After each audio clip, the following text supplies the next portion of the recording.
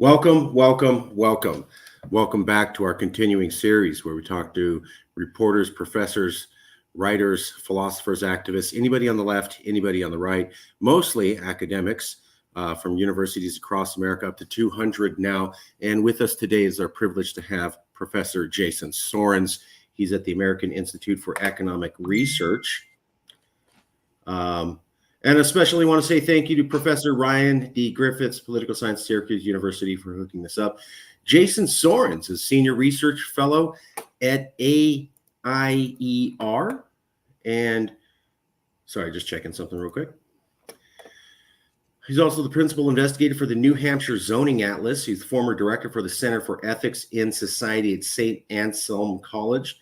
He's researched and written more than 20 peer-reviewed journal articles, a book from McGill Queen's University Press titled Secessionism, that's where I found out about him, and the biannually revised book for the Cato Institute, Freedom in the 50 States. His research is focused on housing policy and land use regulation, U.S. state politics, fiscal federalism, and movements for regional autonomy and independence around the world. He's taught at Yale, Dartmouth, and the University of Buffalo, and won awards for his teaching. He lives in New Hampshire currently. There he is. Yale University, PhD in political science, Washington and Lee University, economics and philosophy, BA. Has worked at the American Institute for Economic Research, St. Anselm College, Dartmouth, University of Buffalo, Yale, and the New School University. Lectured in political science. He's been affiliated with the Mercatus Center at the George Mason University since 2008. His primary research interests include fiscal federalism, public policy, and federal system secessionism and ethnic politics. His work has been published in the International Studies Quarterly, Comparative Political Studies, Journal of Political Geography, State Politics and Policy Quarterly, and other academic journals. And here's some of the articles that he has written: regulatory decentralization, affordable housing, changing ideological politics of U.S. state firearms regulation, pre-colonial centralization, et cetera, et cetera. Also part of the Free State Project from 2001. But before we go any further, let's check in. Professor, did I say something wrong? Did I get something incorrect about your background? No, everything was correct there. I mean, the second bio was a little older, but that worked well. I am getting a little bit of occasional distortion from your end, but I don't know what's causing it, and it's not constant. It's just at random intervals. So sorry about that. I can tell you that the recording's coming out very good. So there's not going to be any distortion on the product. So okay, good. Let's start with the big boy in the room, political polarization in America. Let's start with the basics. Is it bad? Is it not that bad? Should we be worried? Hey, we had the Vietnam War, we had the Civil War, we've had worse times, we'll get through it. America's a rough and tumble style democracy. Or January 6th, the president saying, I don't accept this election. Massive parts of the population saying, I defy the authority of the Supreme Court. Is that bad? Is this good? How bad is this? Yeah, I would say that political scientists distinguish between two types of polarization. One is ideological polarization, and the other is affective polarization. So ideological polarization is simply voters in the United States getting further and further apart in their ideological views. So having more and more extreme opinions about policy. And that has certainly been happening in Congress. There's some evidence it's also happening among voters. And in particular, the voters have become much more consistent in their conservative or liberal policy views, not necessarily philosophically consistent, but if they take the conservative position on one issue, they're more likely to take the conservative position on other issues, and same for liberals. So that's definitely been a trend that's happening, and it seems to be happening in part because the parties have moved further apart. They're much clearer in people's minds than they used to be, and so people are kind of adapting their viewpoints to whatever party they identify with. So that's that has both pluses and minuses, you could say. I mean, one positive actually of ideological polarization is that we do have clearer choices in our elections now than we used to. It's clear that you're going to get different policies from Republicans than you do from Democrats. And so it's, in a sense, easier for voters to make up their own mind. Affective polarization is when people from one party basically dislike people from the other party, right? They have low affect for them in the psychological lingo. And we might think of this as more negative. So this is reflected in people are unwilling to have their children date or marry people of the opposite political persuasion. People tend to be more hostile online to those who disagree with them, that kind of thing. And and that seems negative for our civic culture, our social capital, our levels of trust in each other. So affective polarization is harder to make a positive case for that. Ideological polarization, I think, will have the more interesting political consequences down the road. Now, some people say, "Oh, with how much Republicans and Democrats hate each other now, we're going to get a civil war or something like that." I don't think that's likely, but I do think that what happens with ideological polarization is that anytime the federal government is divided, so you have president of one party and at least one house of Congress of the other party, that you get much more gridlock. And for someone like me who favors small government, that might be a good thing. If you favor big government, it might be a bad thing. I do think it means, though, that the federal government will get weaker in terms of its ability to enforce federal law if, for example, states decide to do their own thing. So that is one potential long-term consequence of this growing ideological polarization. I saw that in something that you had written that, let me see if I can find it. It might have been my review of Frank Buckley's American Secession book. I think that was it. I wrote it down here. Okay, yeah. It was in this article here, which I think was, the New Secessionism, Jason Sorens, September 28, 2020, review of American Secession, the looming threat of national breakup by F.H. Buckley. By the way, I mentioned personally in that book, so just get that. Everybody should buy a copy. Here, also, we did an interview with F.H. Buckley, if you want to watch that for part of the series. Here was the quote that I wanted to ask you about. Marijuana legalization has become an important issue at the state level precisely because the federal government lacks the capacity to enforce its own laws. What happens when, due to rising debt and the fiscal burden of writing checks to the elderly, infirm, and foreign central banks, the U.S. government lacks the resources to hire agents to enforce federal banking and securities law, food and drug regulations, immigration law, and eventually perhaps taxation itself? The states become more and more de facto independent, filling the gaps left behind as they will. I think that gets at the same concept that maybe you never have anyone say secession, or you never have anyone say we're going to dissolve this union, but the federal government becomes so weak at the center that the governments at the periphery basically take on those activities of the federal government. And effectively we get back to, I don't know, quasi-independence or some form of early proto-federalism. Is that a fair summary of what you're saying? That's exactly right. So again, marijuana legalization here is the example where you have now legal marijuana stores in a bunch of states, even though it's federally illegal. It's a federal crime still, but the federal government simply lacks the ability to enforce it.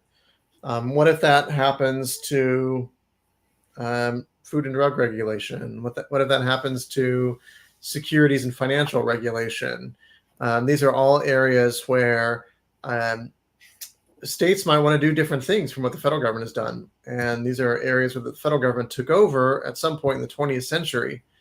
And in other countries like Canada, you don't have a federal role in some of these areas. It's a provincial matter. So I think it's definitely possible to think about states going their own way with a lot of these policies and giving their citizens, in a lot of cases, certain freedoms that the federal government doesn't want them to have, but the federal government's unable to stop it.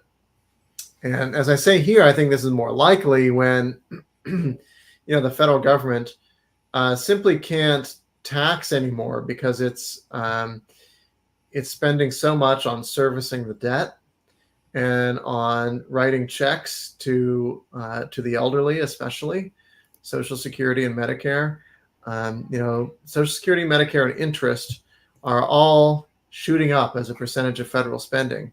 What if we get to the point where the federal government really doesn't have the money to spend on enforcing its own laws?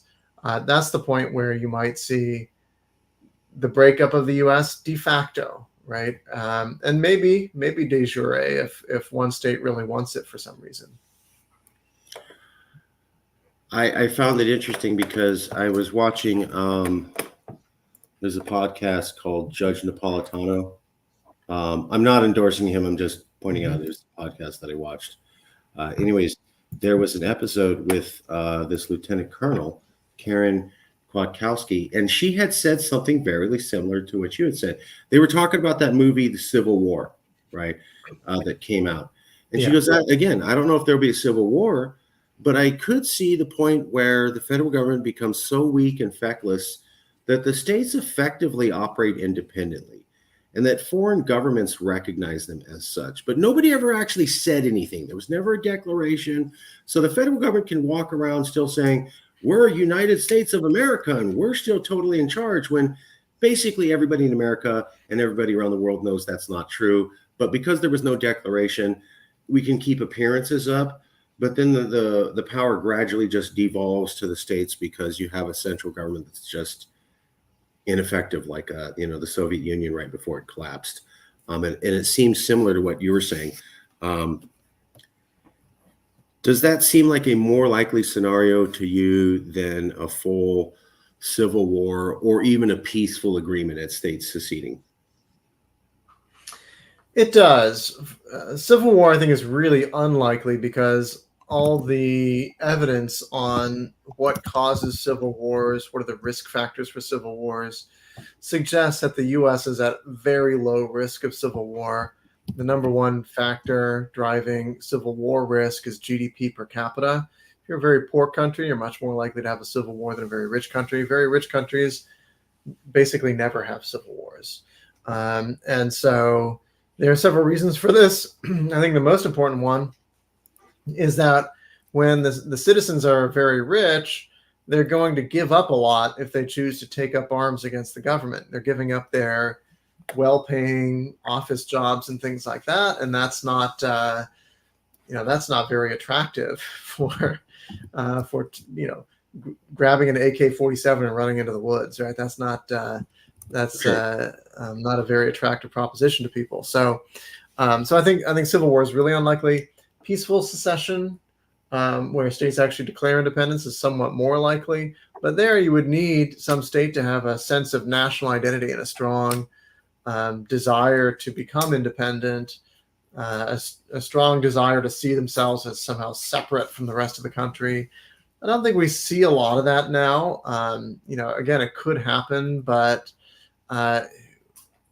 the polls on this show that maybe 20 to 30% of Americans want their state to become independent.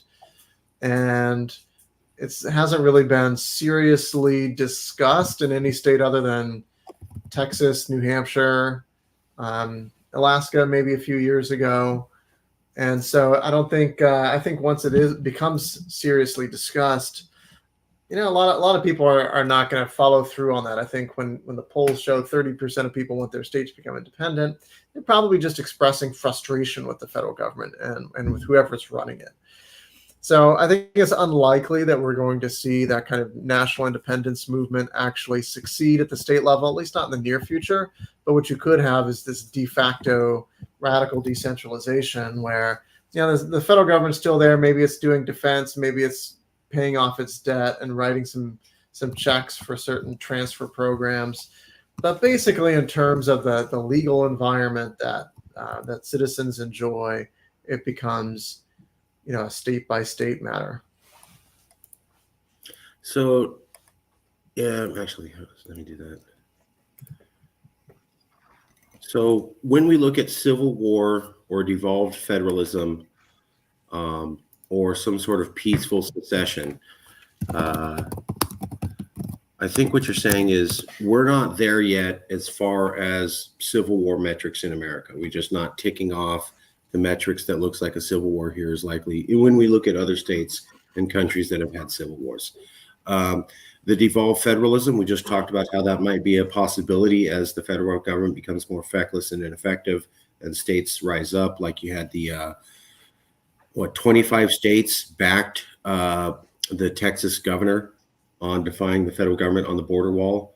And then you had, I think 2 years ago during COVID, California, Washington, and Oregon literally formed a Western states pact and said, we will defy the federal government on the opening of the economies during COVID.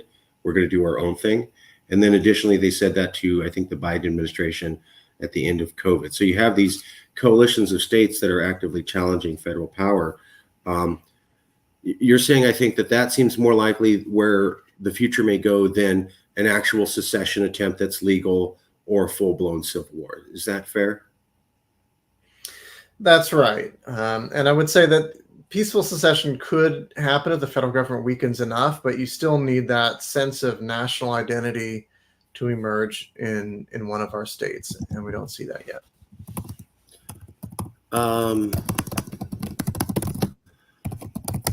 What does that mean? States are missing a sense of national identity. My family, I'm Californian, and I could argue the California case, but my family's from Texas. Texas was an independent country. The Texas flag at the same height as the federal government's flag, which pretty much happens in no other state. They routinely talk about how they were independent, don't mess with Texas, and they seem to have some sort of distinct identity going back to the 1850s, where they would say, "Are you an American? I'm a Texican." So does that not qualify when we look at other states that have had successful secession movements? I grew up in Texas, and I would say that there's certainly a sense of state distinctiveness, and people like to talk about how the state was independent for 9 years. So it's definitely part of the state's identity.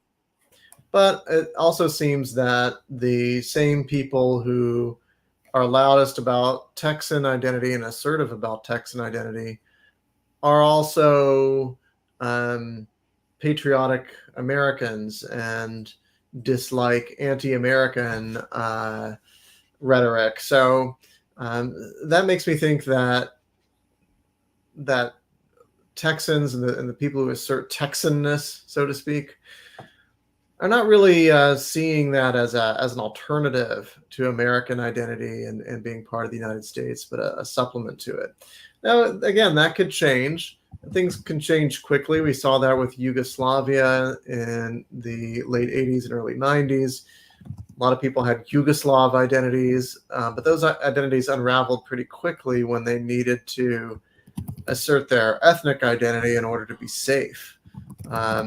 So, those things can spiral, but right now, I would say that while Texans like to talk about they could become independent and be a strong country and have a strong economy, I don't think it's a serious political program yet for anything close to the majority of Texas citizens.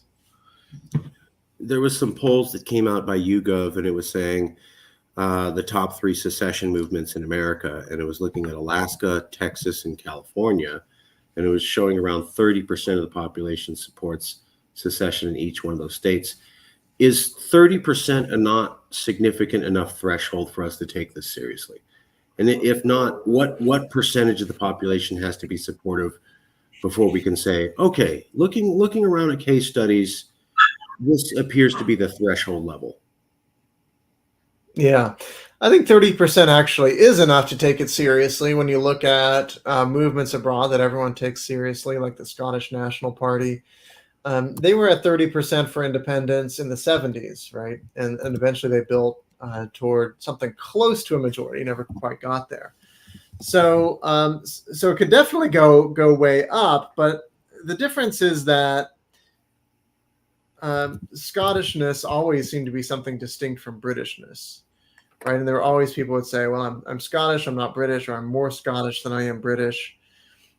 I doubt if you ask that question of Texans or Californians, you get that many people saying, I'm Californian, not American, or I'm Texan, not American. So that sense of national identity still needs to be developed for that to have a shot at getting above 50%. So on the one hand, yes, I would take that percentage seriously, because in international context, it's actually a lot of people who support secession in the U.S. But I think the obstacles to getting to 50% in any actual election or any referendum are pretty significant in the short term. So we'd need to be at, oops. Uh-oh. Give it a second. We'll have him come back. He said he had a weak internet signal, but I wanted to try to do the interview anyways because I've been waiting for a while.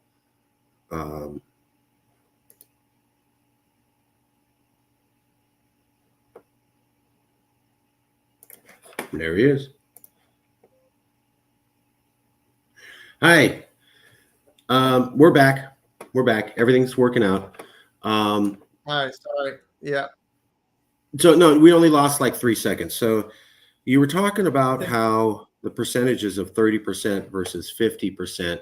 I think you're saying if you actually had 50% of a population, that's very serious for them being able to pursue independence in some way.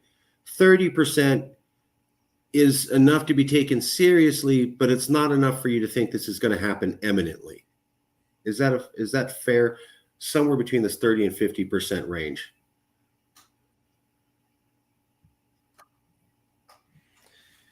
Yeah, that's right. I think 30% definitely suggests that there's a constituency for this out there, but you'll need to that will need to grow for this to actually become a true kind of threat to the political status quo.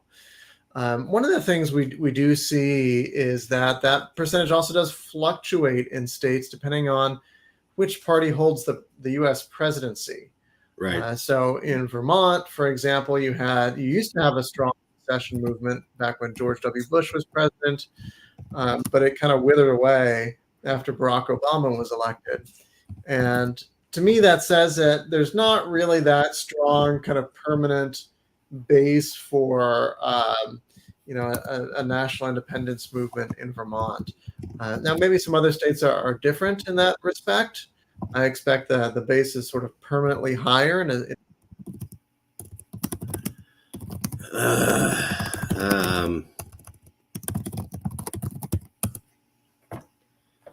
Damn, we were doing so well.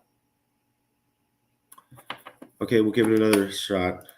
Do you want me to call you? As I was saying, that base might be permanently. Yeah, I mean that could work for the audio. Could I have you want to email me your phone number? I can, yeah, or I could just drop it in the chat right here. There it is. Okay. I'm going to call you right now. And I really appreciate you doing this. Thank you so much. I read your book years ago. I have been looking forward to this for a very long time. Okay.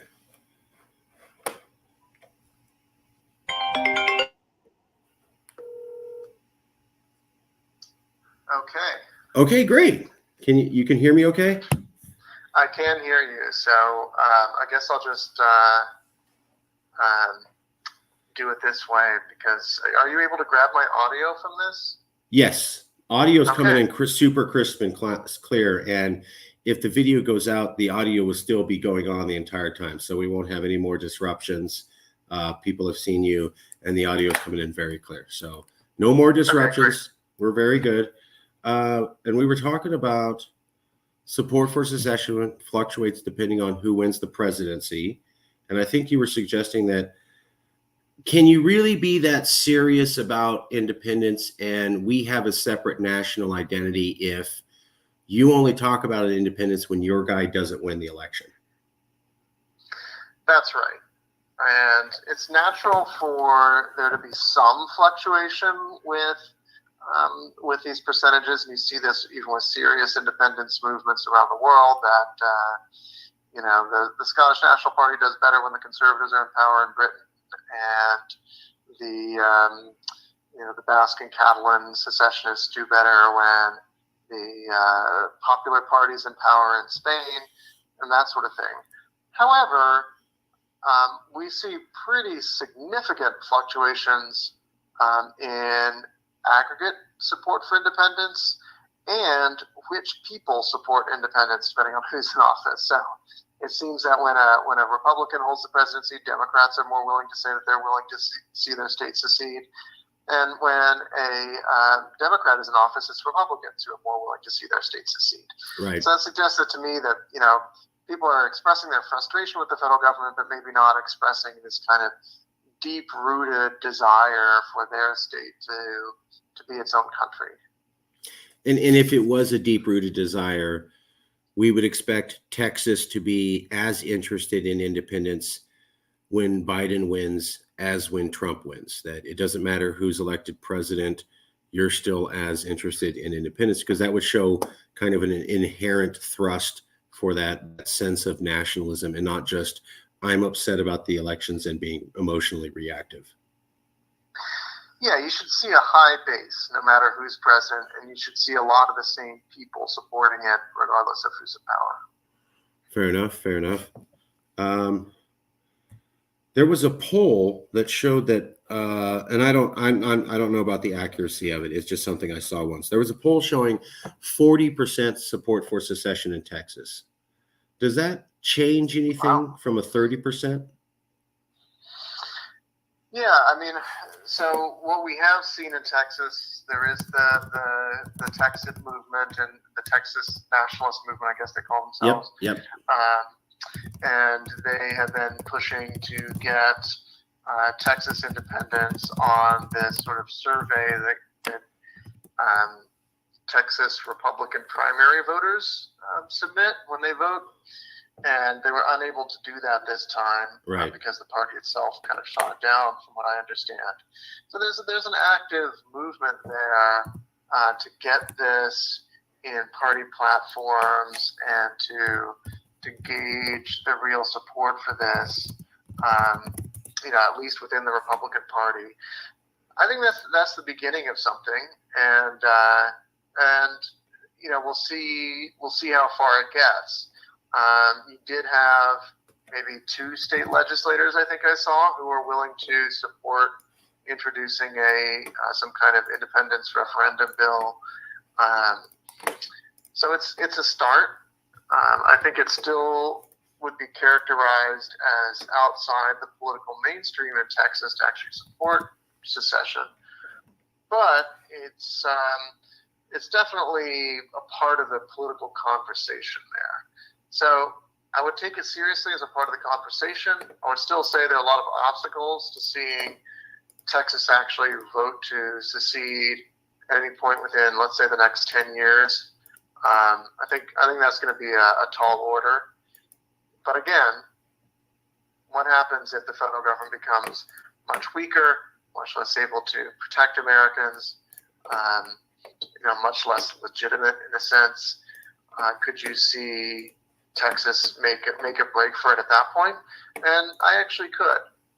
So it will be not in the near term, but if I were to guess, I would say somewhere between 20 and 50 years from now, I could certainly imagine something like that happening. But conditions on the ground could make it come sooner or come much later. I think getting at what you're talking about, Texas was upset with a bunch of migrants coming across the border, and so they started putting up walls or cyclone fencing, and the federal government tore that down. And then their governor said, well, we're going to do it anyways. That seemed to energize support for Texas independence. We're standing tall against the federal government. You don't tell us what to do. You're trying to stop us from being able to protect our people and from being killed and murdered and victimized. Could events like that speed up the interest in independence, where you have a Texas that feels that the federal government is holding them back or not taking their security seriously or standing in front of their government to do these things, and that sort of agitation, like we saw the Biden administration and the Texas government get into this year, could increased agitation, increased support for breaking away. Would that be a possibility? Yeah, I mean, policy differences between a region and the central government do play a role. We see this internationally, where in places like Catalonia and Flanders, the more those central governments don't let them control taxation powers and social security systems, the more they're willing to pursue independence instead. And for the Scottish nationalists, having a more kind of social democratic or left of center political economy is important. And so if the British government is pursuing conservative policies, conservative economic policies, you see support for independence go up. Right. So yeah, these things play a role, and we'll have to see how far it gets. I mean, migration is a tough issue to make the case for independence because it highlights something that is a little bit of a weakness for an independence movement, which is the fact that if you really want to control your borders, and that's your motivation for declaring independence, then you no longer have free movement between Texas and the rest of the United States, right? Because otherwise, the United States could say, well, we're going to let in all these migrants, and then if you have open borders between Oklahoma and Texas, well, migrants could move to Oklahoma and then down into Texas. Right. So you'd have to be willing to bite the bullet of saying, sort of like Britain did with Brexit, we're going to have closed borders despite the economic dislocations that will occur. Right. And that may be a political price they're willing to pay, but it is a tougher case to the voters once they confront that kind of trade-off. There was a survey that came out recently by Newsweek magazine, and it said that according to this Newsweek magazine, most Californians believe they'd be happier if their state seceded, published February 27th, 2024. According to the Independent California poll, which was conducted by YouGov among 500 randomly chosen adults in the state, 58% said Californians would be better off if it peacefully seceded from the Union and had a friendly relationship with the United States. This was one poll by YouGov that showed 58%. I found that to be a particularly high percentage. There weren't other polls doing that, but this was a YouGov poll that came up with that. Assuming that's true, and I don't know, assuming it's true that you had 58%, is that significant? Does that say, wow, something may happen here soon? If we're looking at numbers like that. Yeah. Again, I think it's significant. I think it's worthy of investigation, given that, this indicates the degree of alienation from the federal government that a lot of Californians are experiencing. So that's definitely something worth watching. Now, if you're a politician, do you take this and do you say, now I'm going to support California's secession, and that's going to help me kind of win elections, win my primary election, get into office, get into the state legislature? That's going to be trickier. We'll have to see if that's the case. I mean, if politicians believe these numbers, then you'd expect to see them start to do this, to start to promote this as a political platform. But I wonder if a lot of the voters saying that they'd be happier if California were independent also sort of see it as a low probability outcome and as something that is kind of low priority in the political scene. So these are obstacles that can be overcome. I'm reminded of the economist Timur Kuran's idea of preference cascades. So no one takes secession seriously until serious people start taking it seriously, and then all sorts of people start taking it seriously, and you might start to see people changing their minds very quickly on this issue and making it front and center when it hadn't been before. But I don't think we're there yet. So I think it's still seen as a non-mainstream issue by the vast majority of politicians, and for that reason, voters are kind of, you might ask them about this, and they might kind of off the cuff answer a certain way, but they're not making this something that's very salient to the way that they vote. And once we do start to see that, then that's when you'll see the politicians come along and say, yeah, I see this as a vote-winning issue, and I'm going to promote this. And then you could really start to see those people get elected and something happen. So when Donald Trump was elected president in 2016, you had the Cal Exit movement. And that was where Stanford University and Reuters Ipsos both showed 32% of the state wanted immediate secession, not let's talk about it. It was like full blown. What was less reported was that both Stanford and Reuters showed an additional 15.7% were not opposed to discussing secession. When you add that up, we're getting to close to numbers of 47.5% of Californians did not say no to secession. They said, I want it, or I'm willing to talk about it. That gets damn close to that 50% number, doesn't it? Yeah, and if you're a secessionist, this is the strategy you have to pursue. You have to kind of make secession seem soft. So make independence seem less risky, make it seem more gradual, talk about starting a process as opposed to making an immediate break. And that gets more support. And that's why in Quebec you had support for a formula they called sovereignty association, which would have kept some Canada-level negotiations between Quebec and the rest of Canada, and free trade and some degree of free movement between Quebec and the rest of Canada. And that made it seem softer to Quebecois voters, and they were more willing to support it than they would have supported complete independence. And so one thing I talk about with American secessionists is that if they really want to make political gains, they probably should not actually talk about the word secession, and they should probably not use the word independence even. They could talk instead about self-government. They could talk about free association, which is a status that the Marshall Islands has, whereby the U.S. government controls defense and foreign policy, but the Marshall Islands are internally autonomous, so they control all their own domestic affairs.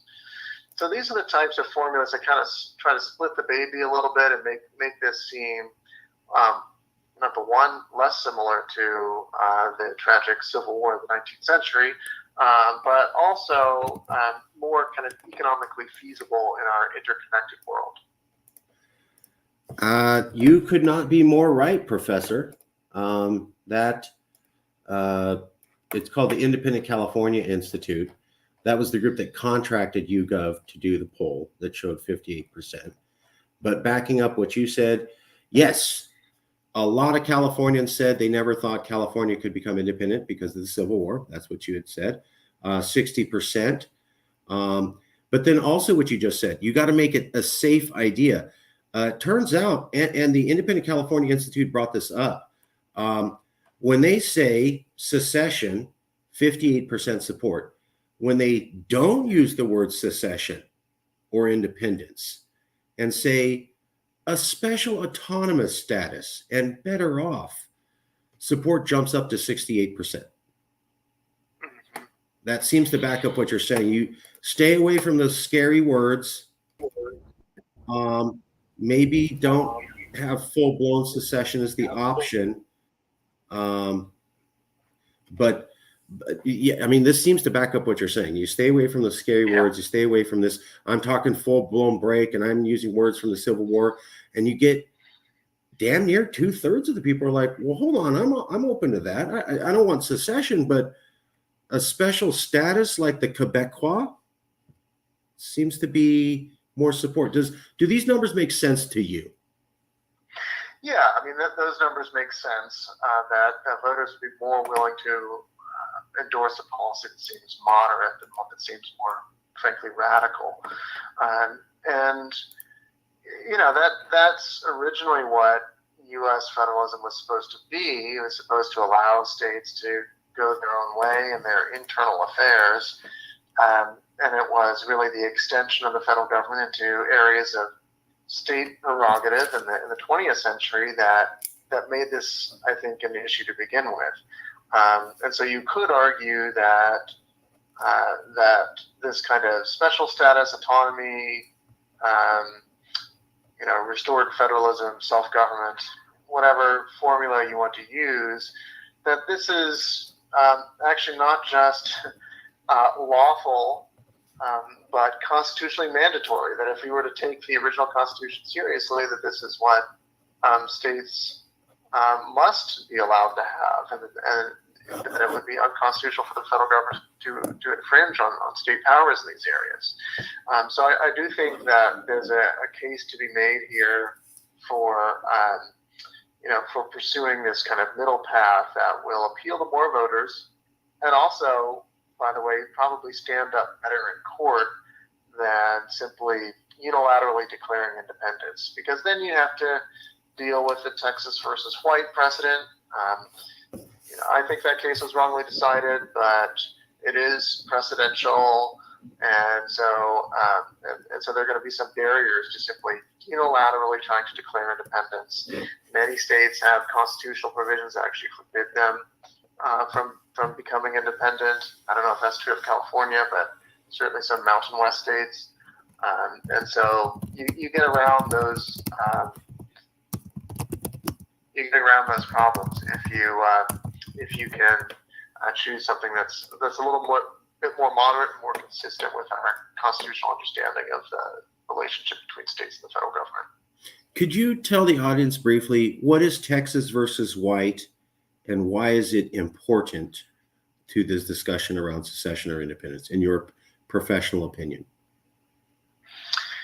Yeah, so this was a case decided in 1869 in which the Texas state government was arguing that they were not part of the Union between 1861 and 1865 because they declared independence, and they have the right to do this under the Constitution, citing the 10th Amendment.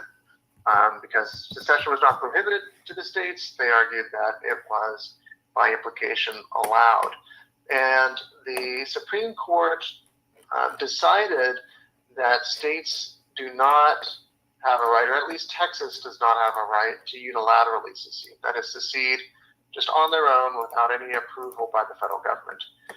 But by implication, they did hold that states could gain independence with the consent of the other states. Right. And it's not clear how that would happen.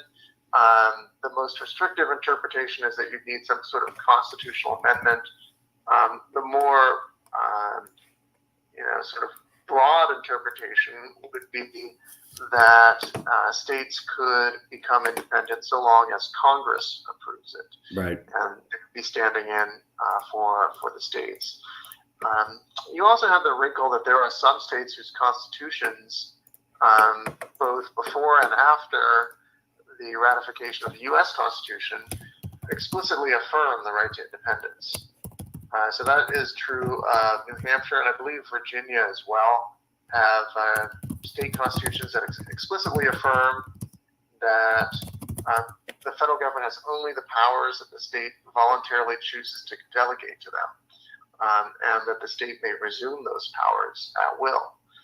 So that, it's hard to get a more explicit statement of a right to secession than that. So if one of those states did try to secede, you could make the case that Texas versus White would not apply to them.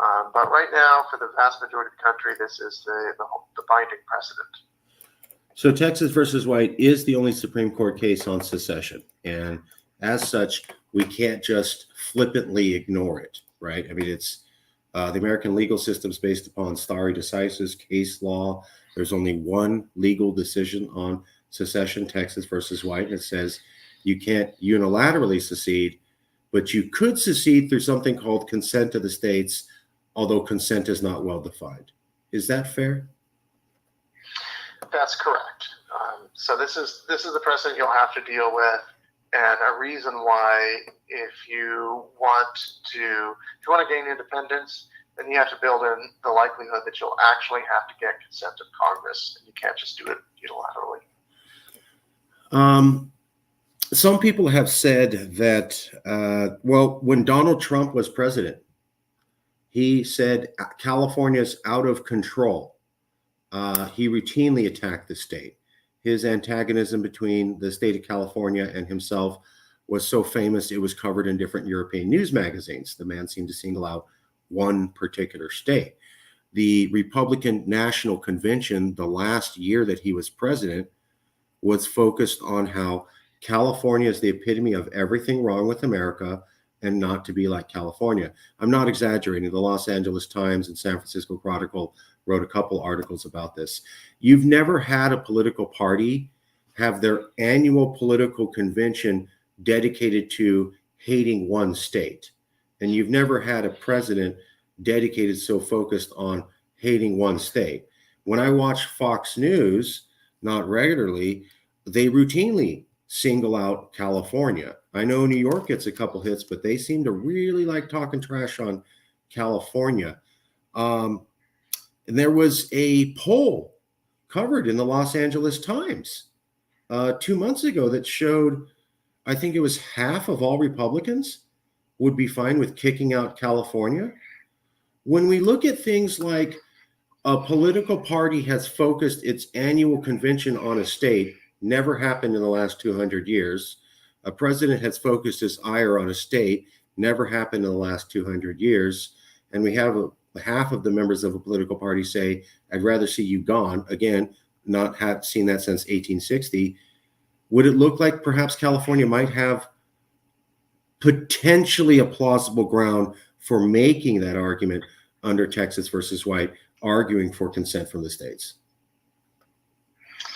Yeah, I mean, I guess if you're California, then you need to probably win a referendum and then petition Congress and hope that Republicans control Congress. Yeah. Because it seems as if Republicans would be happier to let California go. And for obvious reasons, right, it would change representation in the House of Representatives and the Senate. Yeah, I mean, I could imagine that we get to that point where a Republican majority in Congress would be happy to see California leave. Well, it's, as you said, we don't know what consent means. There was this article by GQ magazine, the California Secession Movement's Ecstatic Rise and Unexpected Collapse. They interviewed Professor Erwin Chemerinsky.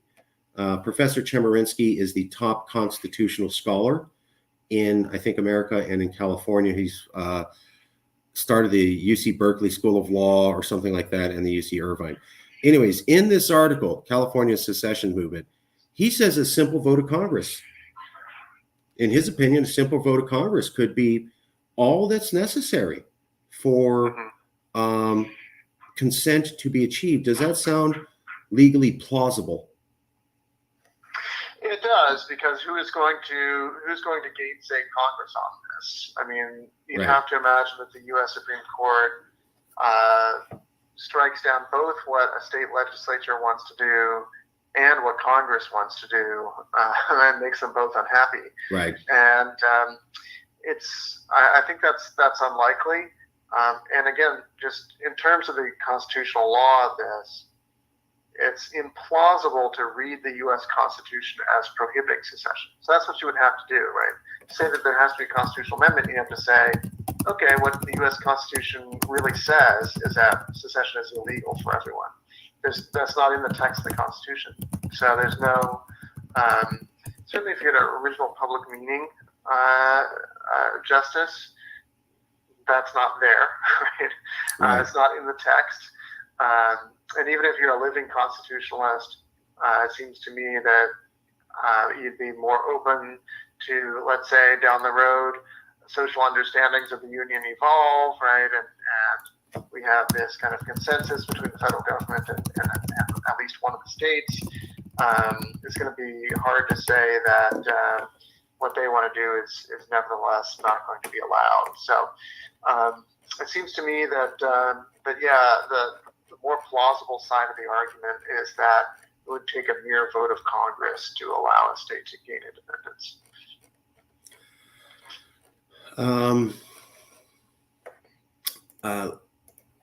One last question. You said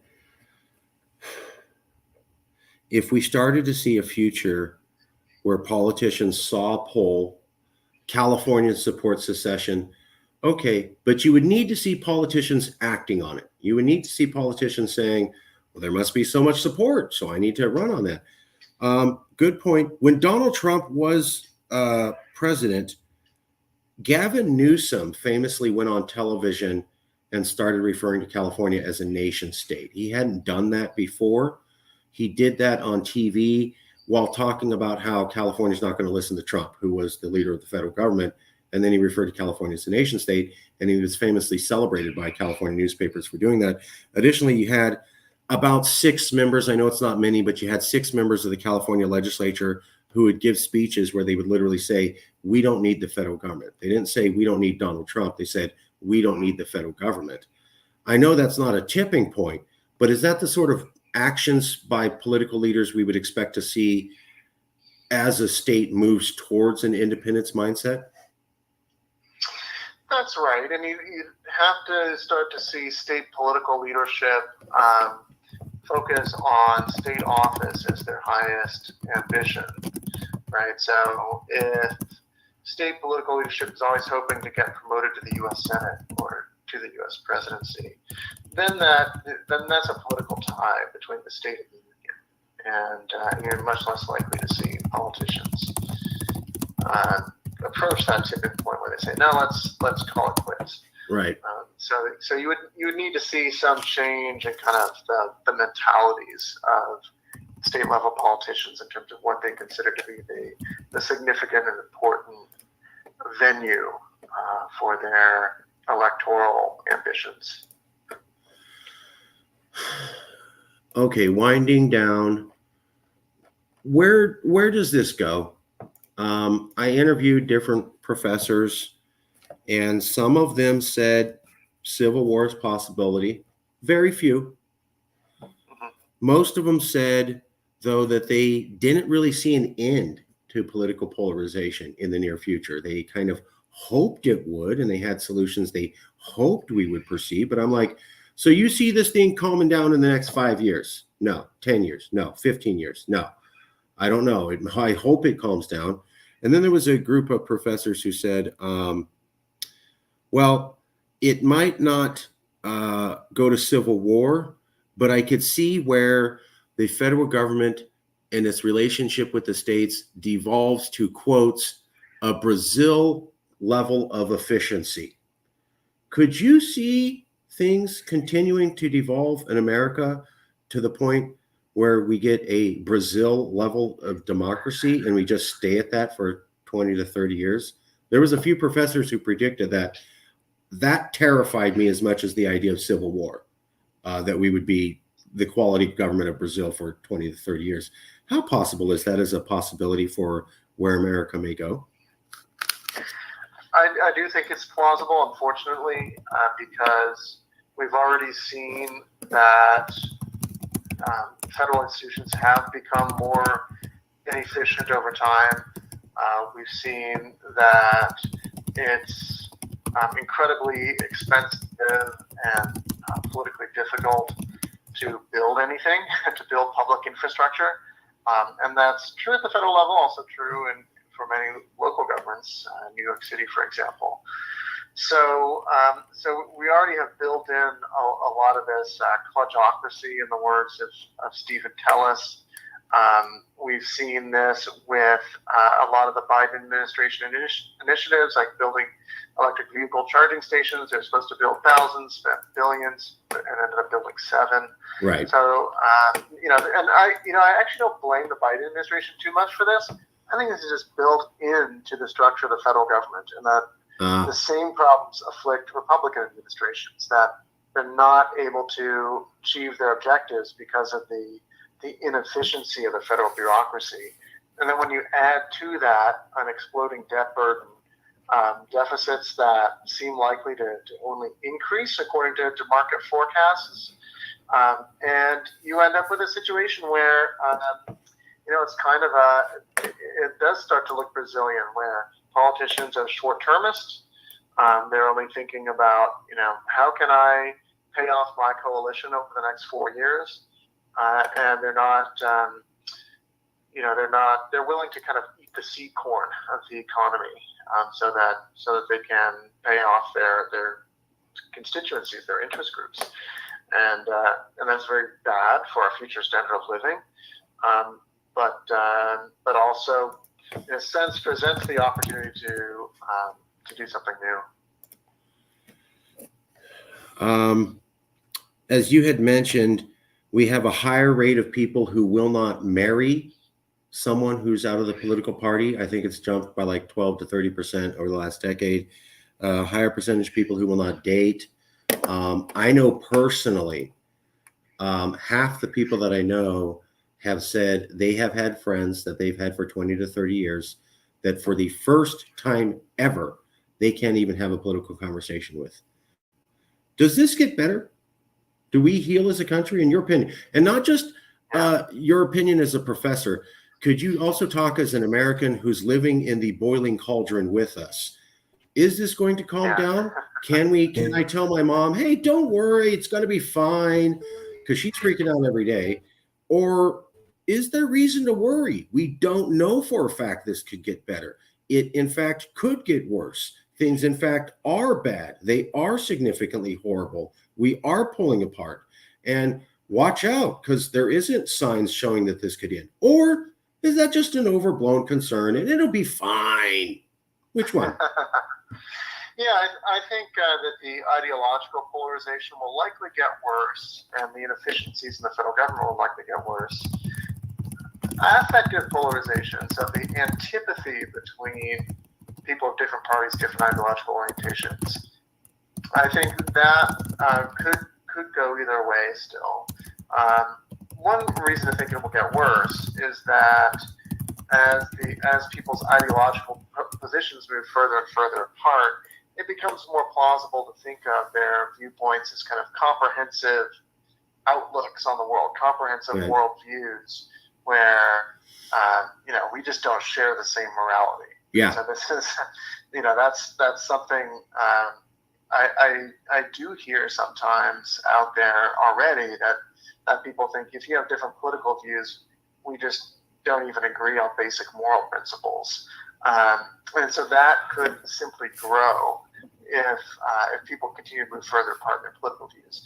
But I also see that there are other people out there who are becoming mobilized against at least the affective polarization, who are saying, if you're the sort of person who discriminates against people because of their political views, you're part of the problem. And if we end up with a decisive group in society that itself chooses to discriminate against people who discriminate politically, then we can start to see this flip where people want to at least appear as if they're tolerant of the other side, so that they don't kind of get a bad rap and get looked down on themselves for being one of these discriminators or shitsters or whatever. Right, yeah. Like wind-up merchant.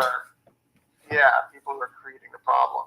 So I could see affective polarization go either way. I'm not completely in a doom mode there, but I do think we're likely to see ideological polarization continue. Who in America is doing the work of attacking affective polarization? What Democratic or Republican leader is criticizing their own party for being too harsh of the other side and saying we need to be more willing to, listen to their ideas. Can you name any significant players?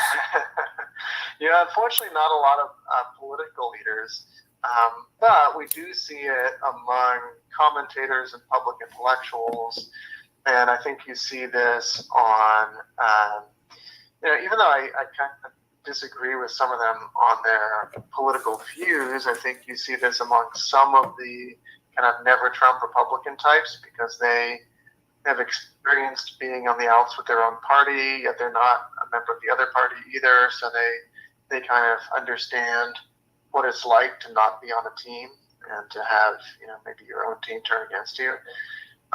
So I think they're potentially a member of this kind of coalition that's in favor of a solution here.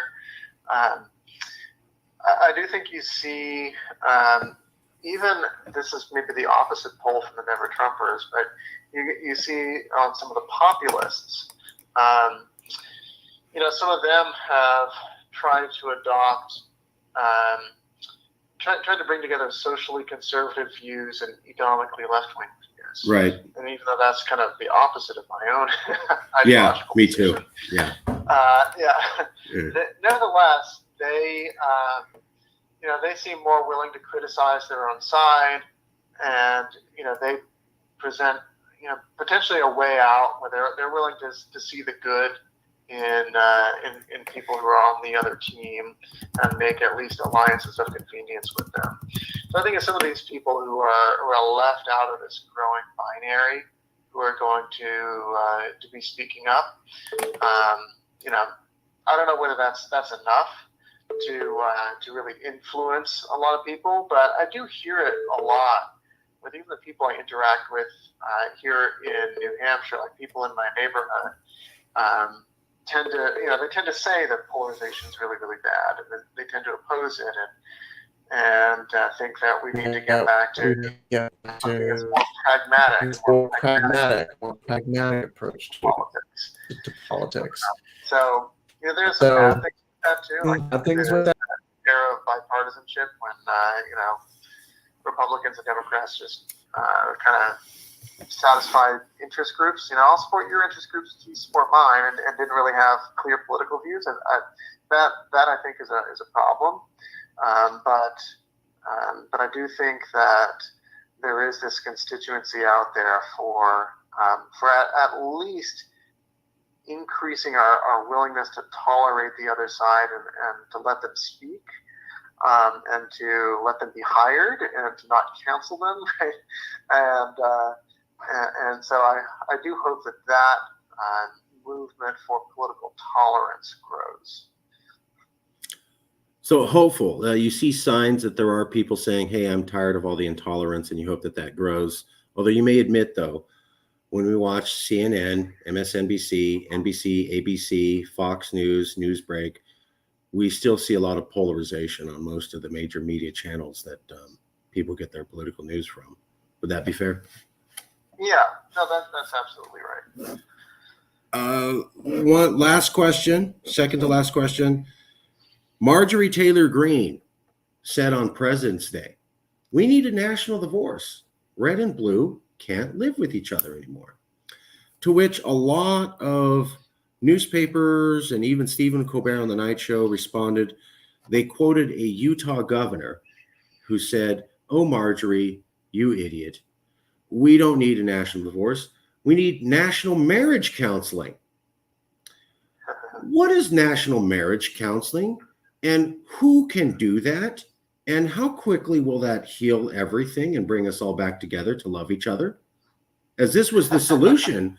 This was the solution that multiple television shows and multiple newspapers put as the rebuttal to Marjorie Taylor Greene that we should split up. No, you're wrong.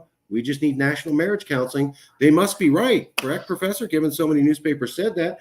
What does national marriage counseling look like? How easy to achieve? Who will do it? And how soon can we expect results? Yeah, I don't know what that even is. What I would hope for is something quite a bit more minimal, which is simply that on social media, and in our universities.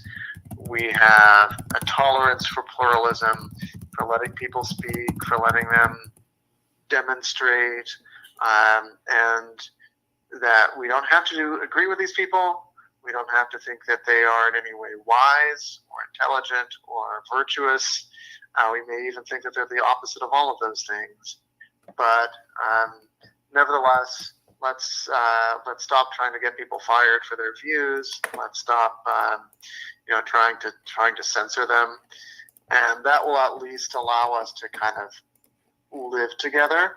So it's more like what you had as the solution to the wars of religion in Europe in the 17th century. The solution is not, hey, let's all blend our religions, but instead it's, you can have your religion and I'll have mine, and we won't interfere with each other. That sounds nice. I hope we could achieve that. I also hope we can get to some level of federalism. A lot of people were caught off guard by January 6th. And not everybody thinks it's horrible, but a lot of people thought that was pretty bad. How do we know that there won't be a second January 6th and a third January 6th and a fourth January 6th while we're trying to fix these problems and before we're actually able to calm the country down? Yeah, I mean, we absolutely don't know that. Oh. Yeah. Oh, okay. Hey, you're the expert. I'm just asking questions. Right. And, I think it would look different because you're going to have overwhelming security around the Capitol from now on when electoral college votes are being counted. Right? They're not gonna make that particular mistake again. Just like how TSA isn't going to let anyone sneak onto a plane with explosives in their shoes. Right. Again. Right. Right. Yeah. They're focused on that one, and they have been for a few years now. So, but that doesn't mean that something similar won't happen. And people on the right will point to some of the BLM violence in the 2020. Summer of 2020, and so we are seeing more political violence. We're still at a lower level of political violence we had in the 1970s. Of course. And I hope that we don't go back there. But you could certainly imagine that we're going to see political violence of various sorts, and exactly how that plays out is yet to be determined. Unfortunately, a lot of it, if it still gets focused on, alleged, stealing of elections, you're going to see people try to disrupt vote counts at precincts around the country, and that could get pretty unwieldy. We might end up with many small January 6ths around the country. Many small January 6th around the country. Are you familiar with the term bleeding Kansas, Professor? Yes. Yeah. So a lot of times when I talk to people, they go, oh, the Civil War could never happen here. And we're not that angry. And I go, they weren't that angry at each other either initially. They had to do 5 to 7 years of reading these newspaper dispatches from a frontier state called Kansas, where they would read about Southerners killing Northerners and Northerners killing Southerners in cold blood. And it was after years of reading that they finally got worked up to the point where they thought they could turn on each other. Could these multiple little January 6th recreate that good old bleeding Kansas feeling? I certainly hope not. But the problem here with bleeding Kansas was that it was a very high salience election environment. So whoever controlled Kansas controlled whether it was slave or free, controlled those 2 senators, and potentially controlled the future of slavery in America. So the lesson here is that if we somehow were able to make politics much lower stakes, then maybe people would not be as, ready to use all means fair or foul to achieve political power. But unfortunately, I am worried that especially with how these things get treated on social media and the way people use inflammatory rhetoric to condemn the president, the Supreme Court, all of these institutions, depending on which side they are and what decision they're making, that all of that is going to lead to people trying to take matters into their own hands so that they can control what they perceive as high salience, do or die type decisions. So the solution really is to hamstring the federal government, send powers back to the states, and let different states do different policies, and really lower the temperature in Washington, D.C., make it so that what happens in Washington just isn't that important anymore. But, it'll take a long time to do that, and certainly politicians in Washington don't have the incentives to do that. So yeah, I'm not exactly optimistic. So when people say this is the most important election ever, democracy could literally die depending on how you vote, this could be the end of the world depending on that's not exactly helpful language. Is that what you're saying? Exactly. I think it's very unhelpful language. So I just got to get, I got to get it out. That's the point of the series, to ask experts and go, blue is blue, red is red. Oh, okay. Okay. Last question. You talked about how the 1970s is more violent than now. True. Political violence was much higher in the 1970s, closer to I think it was the Italian years of lead and the Irish Troubles. I wanted to ask you your opinion, though. A lot of professors have agreed with you. 1970s more violent than now, but they would say that they're more troubled about political polarization now for this reason. There's no unifying respect for common institutions. So in the 1970s, people would have their political issues, but nobody was saying, I'm going to deny that your guy won the presidency for 4 years. And if the Supreme Court says something I don't like, I will defy the court and ignore what they do. And now we have a system where, it's less violent, but people don't have a common faith in the Constitution, a federal government, a court, or Congress, when at least back in the 1960s they did.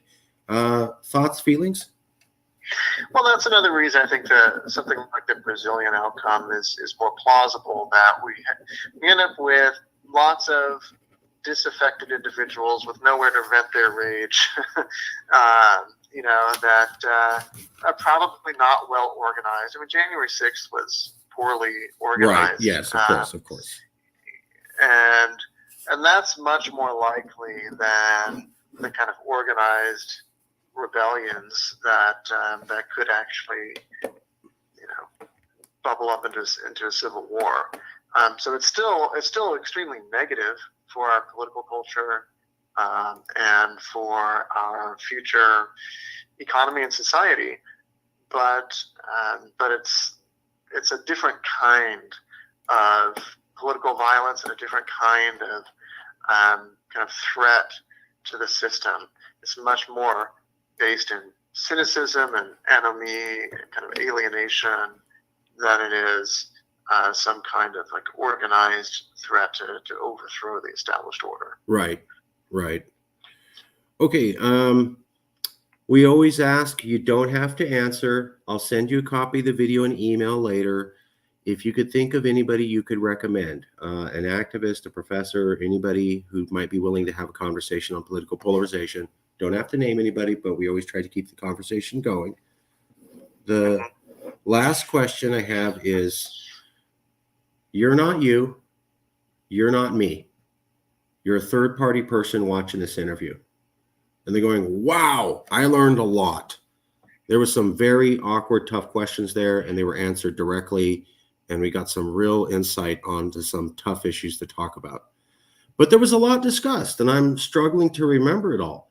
But there was this one thing that the professor said when talking about political polarization, and boy, it's 5 days after I watched that interview, and I still can't get that one thought about polarization the professor said out of my head. What is that one sticky thought you want someone to not be able to forget 5 days after watching this interview, Professor? I would say the one thought is that to solve a lot of these issues with political polarization,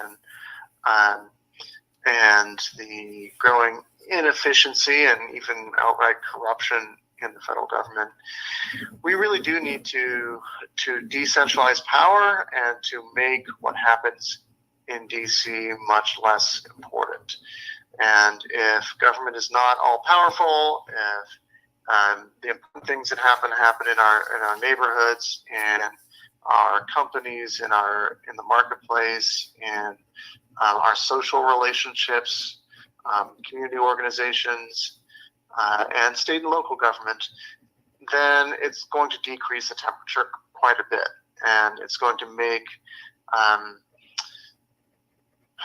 our system work better than it does now, because the way things are going, we could easily end up with a situation where the federal government does very little because it's inefficient and it's deeply in debt, and that may end up with a scenario that a lot of us small government types want, but we'd have to go through a lot of difficulty first to get there, and I don't think we want that outcome. Okay, there's a lot there. Thank you for your time. I know that you've had home construction and internet difficulties, and I want to say thank you for being flexible and thank you for working with me. I hope this was a painless interview. Yeah, it was fun. Okay. Would you ever be willing to come back, maybe in the future? Not immediately, but after a while. Yeah, of course. Okay. All right. I will email you a copy of the show. And I want to say thank you for coming out, Professor. And I really deeply appreciate your time. And thanks for coming out. Yeah. Thank you, Marcus. Okay. That'll be it. And I'll send you a copy soon. Thank you, everybody, for coming out. And we'll see you soon.